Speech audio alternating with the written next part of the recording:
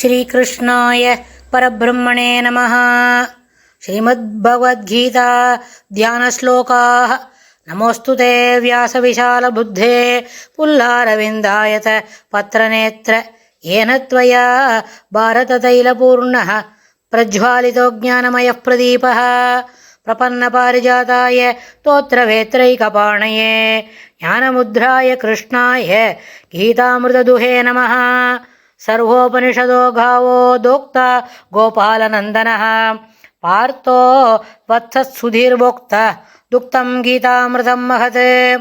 वसुदेवसुतं देवं कंसचाणूरमर्दनं देवकी परमानन्दं कृष्णं वन्दे ஜகத்குரும்.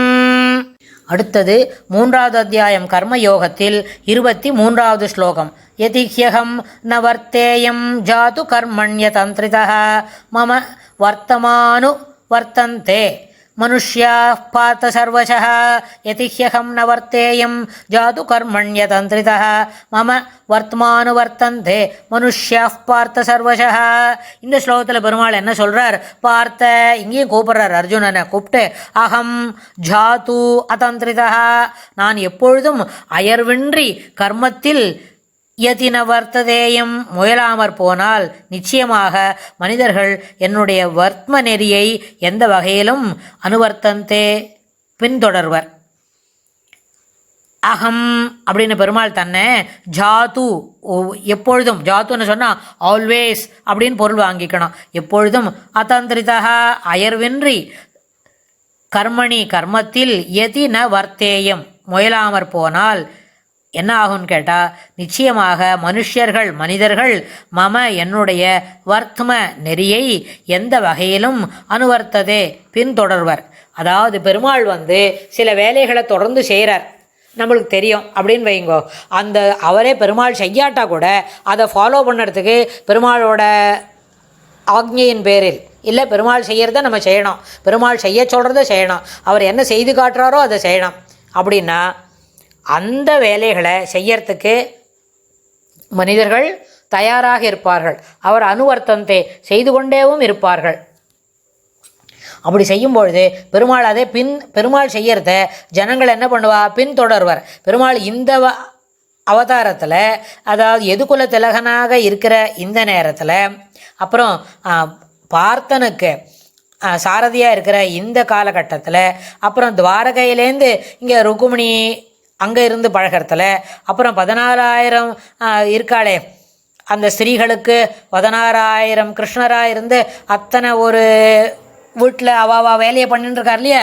இதுக்கு இங்கே ஒரு ஹாஸ்யமாக ஒரு கதை ஆச்சாரியர் சாதிச்சாகும். ஒரு நாளைக்கு நாரதருக்கு ரொம்ப பெரிய டவுட் வந்துதான். என்ன கிருஷ்ணர் இப்படி நரகாசுர வதன் ஆன பிறகு இத்தனை பேரை ஒரு சமுதாய சீரழிவு ஏற்படாமல் எல்லா ஜனங்களையும், அதாவது அவன் என்ன பண்ணினான், நரகாசுரன் பெருமாள்கிட்ட அபச்சாரப்பட்டுட்டான். எல்லாத்துக்கு மேலே பூமி பிராட்டியோட திருக்குமாரன் அப்படின்னு அவருக்கு பேர் வேறு. ஆனால் என்னாச்சு, சத்யபாமா அழைச்சின்னு போய் அந்த சண்டையை முடித்தார். அங்கே அவன் நிறைய பேரை சிறைப்பிடித்து வைத்திருந்தான். ராஜா வீட்டு பசங்க, சாதாரண பசங்க, பிராமண வீட்டு பெண்கள் அப்படின்னு சொல்லி நிறைய பேர், 16,000 பேர். 16,000 பேர் இருந்தால் அவளை சிறையிலேருந்து விடுபடிச்சாச்சு. அவள் ஆற்றுக்கு போக முடியுமா? போக முடியாது. போகிற வழியில் எதுவும் தவறு நடக்கும், அப்புறம் சமுதாய சீர்கேடு நடக்கும். அப்போ என்ன நடக்கும்? அது பெருமாள் அதை தவிர்க்கணும், ஒரு கலாமிட்டி நடக்கக்கூடாது அப்படின்ற. அது இல்லாமல் பெருமாளுக்குன்னு ஒரு சில கட்டுப்பாடுகள் உண்டு. அவர் ஜனங்களுக்கு நல்லது தான் செய்வார் எப்போவுமே. அப்படின்னு சொன்னோடனே இவா எல்லாரையும் போய் நீங்கள் குளிச்சுட்டு எல்லோரும் துவாரகைக்கு வாங்கோ அப்படின்னு சொன்னால் அத்தனை பேருக்கும் தன்னை தானே என்ன பண்ணிவிட்டார், ஒருத்தருக்கும் கல்யாணம் பண்ணிவிட்டார். எல்லாருக்கும் சரியாக போச்சு.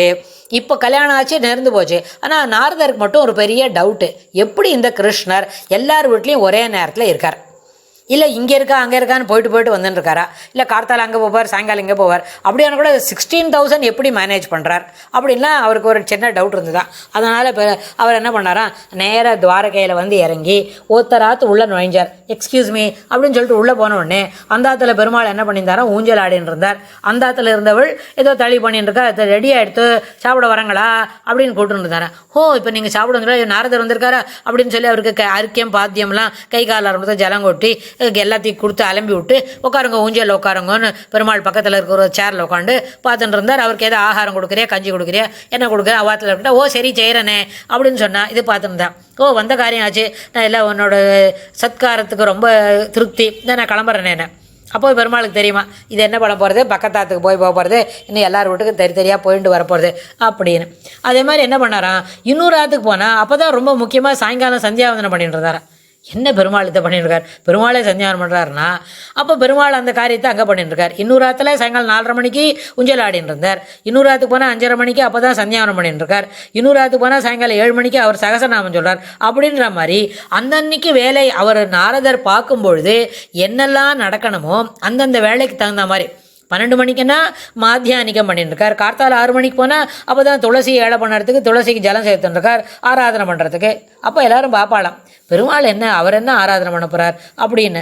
இருந்தால் பார்த்தா அவருடைய ஒரு ஷாலகிராமம் ஆராதனை மூர்த்தம் அதெல்லாம் இருக்குன்னு. இதுக்கு இன்னொன்று கூட சொல்லுவா, ருக்குமணிக்கு தான் ரொம்ப சந்தேகம் வருமா, என்ன இந்த இவர் போய் ஆராதனை பண்ணுறார், என்ன தான் வச்சுருக்கார், இங்கே நம்ம பெருமாள் வச்சுருக்கோம், ருக்மிணி ஆராதனை பண்ணுறதுக்குன்னு ஒரு கிருஷ்ணர் வச்சுருக்கா, அந்த கிருஷ்ணருக்கு ஆராதனை என்ன பண்ணுற, பெருமாளுக்கு ஆகாரம் எல்லாம் சமர்ப்பித்து எல்லாம் பண்ணுறான்.